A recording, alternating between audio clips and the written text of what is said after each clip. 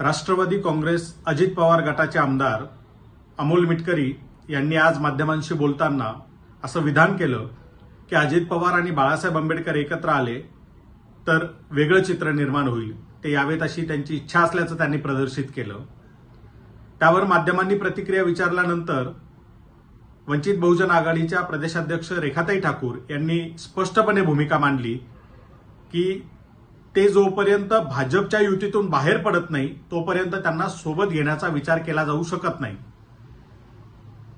ही भूमिका जाहीर झाल्यानंतर तासाभरातच अमोल मिटकरी यांचा दुसरा व्हिडिओ आला की माझ्या म्हणण्याचा विपर्यास होतोय, मला असं म्हणायचं नव्हतं, मला तसं म्हणायचं होतं वगैरे।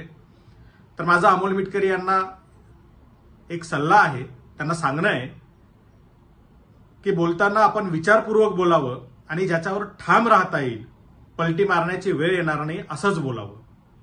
सातत्याने अशा पद्धतीच्या राजकीय पटलावरती आपल्या स्वतःच्याच विधानापासून पळ काढणं किंवा आपण असं म्हणालो नाही तसं म्हणालो असे खुलासे करत राहण्याची वेळ आपल्यावर येणार नाही याची काळजी आपण घ्यावी।